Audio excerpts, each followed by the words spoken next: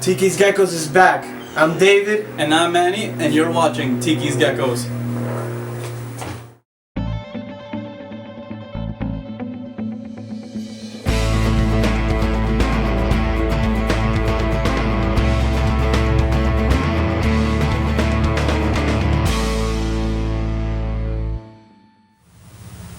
Alright guys, so in this video, we basically wanted to go over some of the most commonly asked questions that we get, and we are also very excited to announce that, this year we're gonna be releasing a new mini series for TikisGeckos, where basically at the end of each month, the last Saturday of each month, we're gonna release a new video.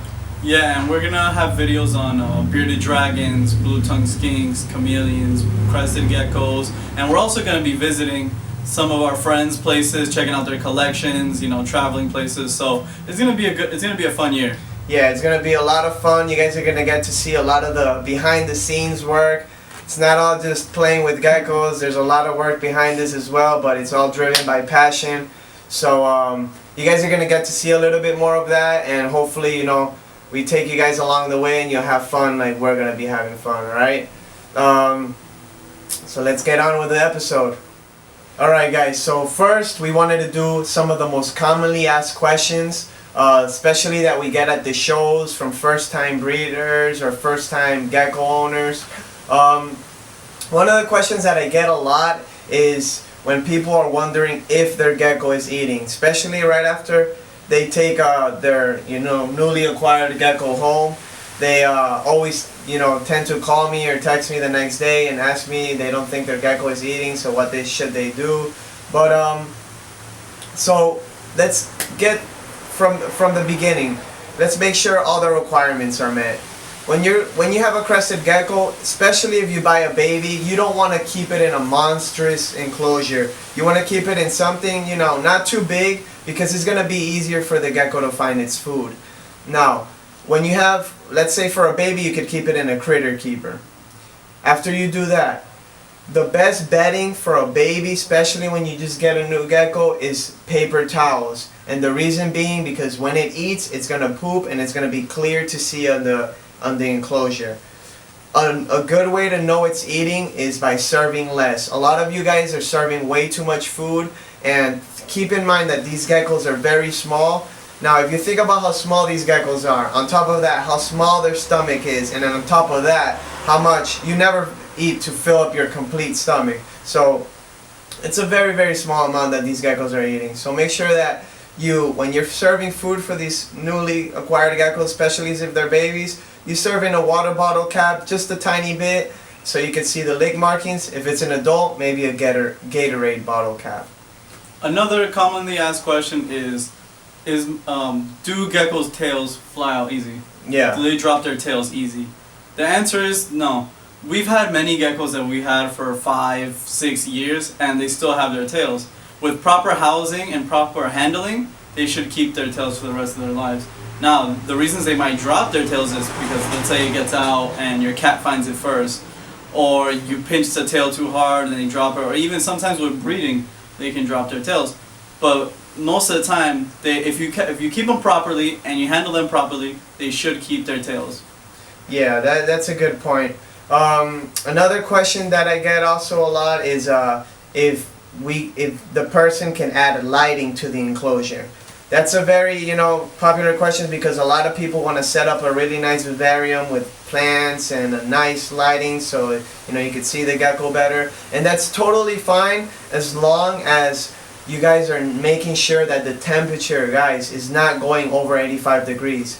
These babies, they can dehydrate very quickly, and if they don't have a temperature gradient inside their enclosure and they're stuck with the heat, it could be potentially fatal for them. So if you're gonna add a light, you could add like an LED light, something that's not gonna emit a lot of heat. And if you want to put a UV light, you could put like a low wattage UV lamp on that, and just make sure that the temperature inside the enclosure is in the mid 70s, and that should be fine. And also, people like to ask a lot, especially the parents. They want to know if these are kid-friendly pets. Yeah. Yes, they are. They're very docile and they're very easy to take care of. They make great beginner pets. Now, the only thing is, if it is a juvenile, you might want to handle it with supervision. If your kid wants to handle it, be there to make sure that it doesn't get away or that she is handling it correctly. But these guys do make great beginner pets. They're very docile, very calm, and they don't get very big, which is a big bonus. Yeah. They're pretty much bulletproof, these geckos. Another questions I get a lot in the show, especially from people who are just starting to get into crested geckos, is why is one gecko worth $50 and the other gecko is worth $350? And that's because, just like anything else, how there's $10 watches and there's $200 watches, it varies. The pricing on these animals depends on the morphs, which is just the combination of the patterns and the colors, the rarity of that morph, and the quality of the morph as well. Because just because one thing is a pinstripe and another gecko is a pinstripe doesn't mean they're both going to be worth the same thing. Now, there's a clear difference between some geckos when it comes to quality. Some have a much richer color or more thicker pinstripes or thicker head structure. Things like that raise the price of the animal. And males and females, usually crested geckos are male heavy, so females are a little bit harder to find, which in return increases the price for females. So that's another thing why the prices can range a lot. Another question is, I already have one crested gecko, and if I buy this one, can I house them together? That's a good question. Generally, you don't want to house two males together. They get very territorial. Yeah. You could house two females together of similar size, but you have to keep an eye on them just in case one starts bullying the other. And if one's much bigger than the other one, then it might also bully the female. Yeah, the geckos, females, you can put groups of females together usually with no problem. I always, like Manny said, I say watch for bullying because sometimes they do happen. It's very rare, but sometimes a female will bully another one and the other female starts to lose weight. So it's just something to keep in mind, but that usually doesn't happen if you have enough places for the geckos to hide and enough food. And also like a sufficient amount of space. Yeah, of course. Alright guys, so now we're going to answer some of your Instagram questions. And excuse me if I mispronounce your name, alright? So Noah Dutra asks, I am breeding my 2 crested geckos soon. What size tank do you recommend to do it in? Right now I have an Exoterra 12 by 12 by 18. If you're breeding your 2 crested geckos, I definitely recommend something bigger. The 12 by 12 by 18 is a good size for one adult crested gecko.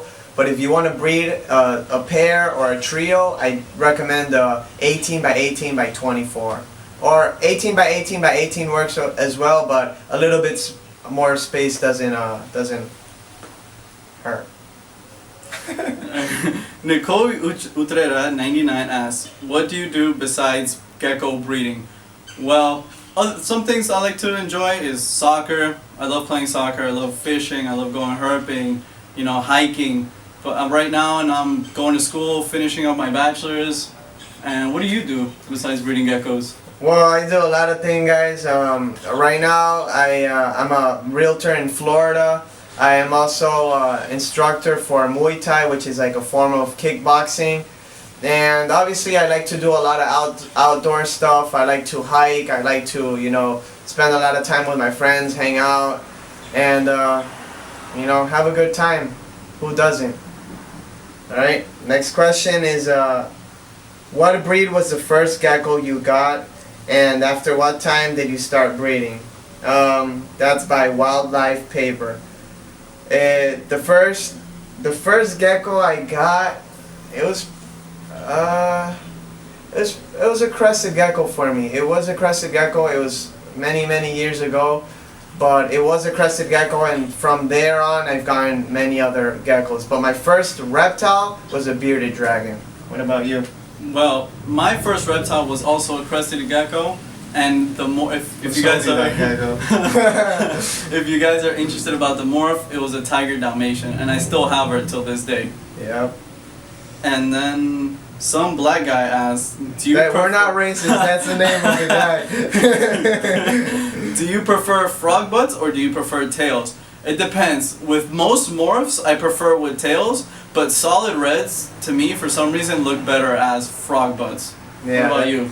That's interesting. For me, I prefer tails, but I don't mind no tail animal. I mean, I think anybody who says they don't prefer the tail is kind of lying to themselves a little bit, honestly. but I prefer the tails.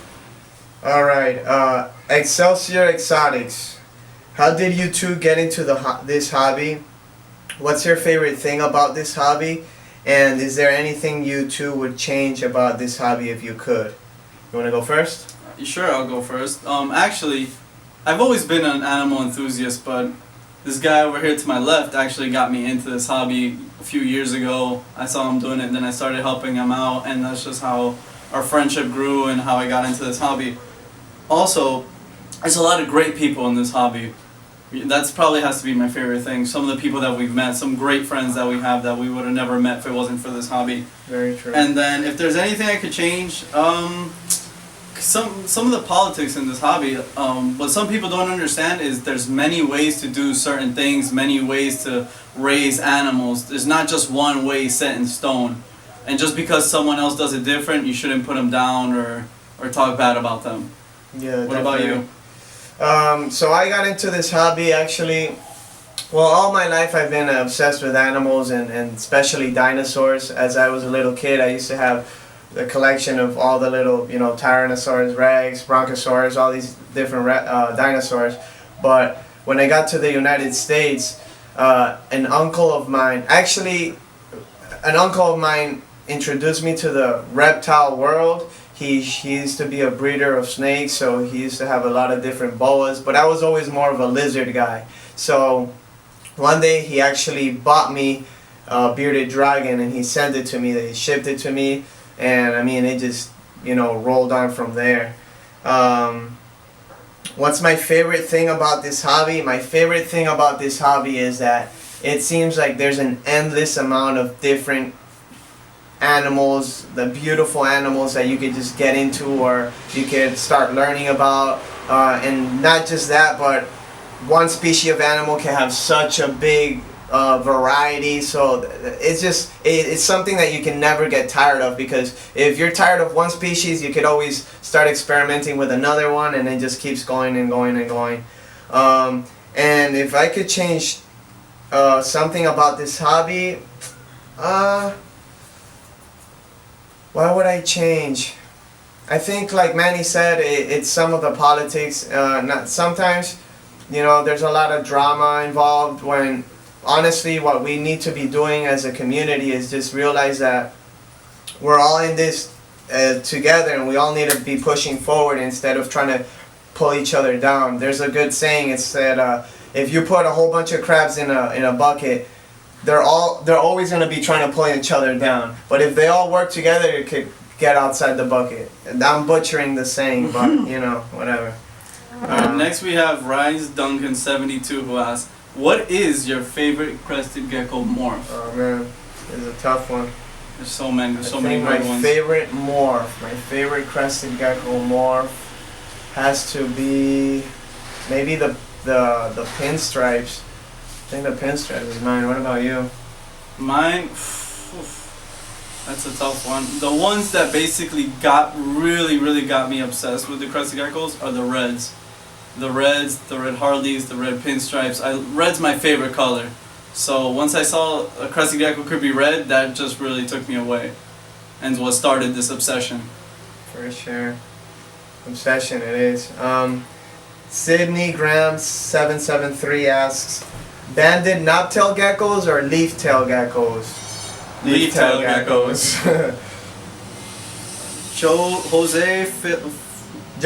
Joseph Gill 1, sorry about that. Other than crested geckos, what's your each of your favorite reptiles? Mine is blue tongue skin. What's your favorite reptile other than Well, his is blue tongue skins and yours is blue tongue skins too. No, that's actually, I love the blue tongues, but my favorite have to be the panther chameleons. Oh, true. Their color combination with their personalities, and I don't think there's a better looking reptile out there personally than the panther chameleons. Man, this is a tough one. Joseph Gill won. Right. I think my favorite reptile after crested geckos have to be, I mean, bearded dragons are up there. Gargoyle geckos are up there. Boas are up there. Blood pythons Come on, are man, up there. pick one. Bearded dragons. It. Alright. Colorful cresties. How many geckos do you have? I wish I knew. I have a couple hundred if I count the babies, maybe like 200. But that changes because I move a lot of these babies, I sell them. But from the adults, I probably have like maybe 60 or something like that. What about you? I don't know. I haven't counted. There's no such thing as having too many. Exactly. Our BP Exotics asks, who are you a fan of in the reptile community? Who do you look up to? That's an easy one. I'm gonna go with. There's a lot of people, but I gotta say Philippe. There was Jolie, Alan Rapace, Anthony Caponetto. These guys. Ty Park. Ty Park, definitely. Brian Barczyk. These guys are like kings in the reptile community right now, and we could, we have to pay respect to them. What about you? Yeah, kind of. Yeah. All these guys, all of them, all the legends. Ben Kirch asks, what got you into the reptile trade? I think we answered that before, but for me it was my uncle, and for me it was this guy over here to my left. And what was my first ever reptile? I think I answered that too. It was a bearded dragon. Mine was a crested gecko. I actually used to breed fish before I bred reptiles. I used to breed betta fish mostly, and so it was a pretty easy transition with breeding reptiles to from fish to reptiles. Yeah. But thanks to this guy, he really got me into it, and thank you. No problem, brother. It's my project. A friend here. We got a friend of ours. That's the question here. He asks, do snakes bite? They do not bite. Snakes do not bite. Nothing bites, alright? They're all friendly and they love you. Easy Dancer asks, what is your favorite crested gecko? Now, we kind of answered which is our favorite morph, but which individual is your favorite crested gecko? So, this is not even, I don't even have to think about this. Twix is my favorite crested gecko in my collection. He's the one who got this ball started. He's the one who started this whole thing. What about you? Yeah, and mine has to be the one who started it all for me also. Her name is Dalmata. I still have her to this day. She is my pet, and I love her to death. Oh, so cute. Alright, that clip... No, easy dance. Oh, no, we answered. Yeah. That clever artist? Yeah, that clever artist. How long does it usually take for your gecko to get used to you holding them? Well, every crested gecko is different, but when they're babies, they could take a little bit longer to tame down because any really small reptile is going to be very scared of the world, and basically in nature, what anything bigger than it would be trying to do is eat them. So they're very skittish. But as they get older, they will calm down and they will recognize you are not a threat. Now, some geckos don't tend to calm down, but the grand majority do. So it honestly, it depends. It could be a couple months, maybe a couple months. Some tame down a little bit sooner, but it depends on the animal. Alright, so Wildcats9 is asking, do you incubate your cresty eggs and what do you use? We incubate at room temperature, so I don't have like an incubator for the eggs, and I use ReptiHatch. Next question. J-Doran16 says, do you guys consider yourselves successful, and what do you plan to accomplish in the future? I love that question. Yes, I consider myself successful, and he considers himself successful too. Look, success is mental, man. Success, man. It's you just gotta. If you doing what you like and you're being profitable, it's absolutely successful. Now, is there room to grow? Absolutely, and we're gonna keep growing and growing and growing until we take over the world. Yeah, we're gonna keep expanding. You know, work with more species and and for produce sure. a lot more. So yeah, what we want to do in the future is we want to have a bigger facility, and we want to work, like Manny said, with a couple different species. That's Marcel Mende asks, since when did you keep reptiles? I actually kind of came in late to this game. You know, I've always had pets, especially fish. I've had fish since I was probably like 5, 6 years old. But reptiles actually got into kind of late. And probably like around 18 years old was when I got my first reptile. I got into reptiles when I was, got my first reptile when I was like 12 years old. And I think that's the last question for now, guys. We have to cut it out. We have to stop filming. It's time to go. But the next month, the last Saturday of next month, it's going to be a legit episode of TikisGeckos for 12 months. Stay tuned, guys. And thanks for watching TikisGeckos.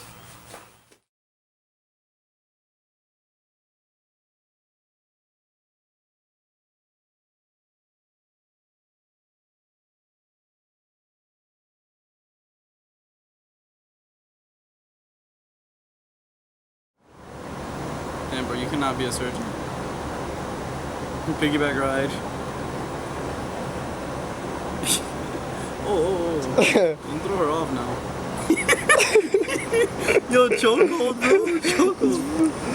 Children in a rear naked choke. Alright, guys.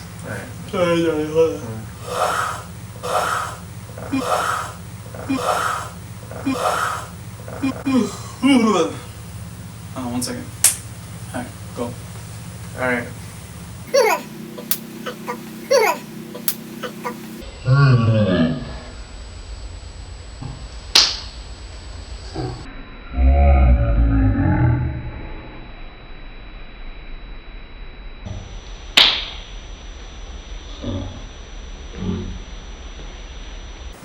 Excuse me if I mispronounce, whatever.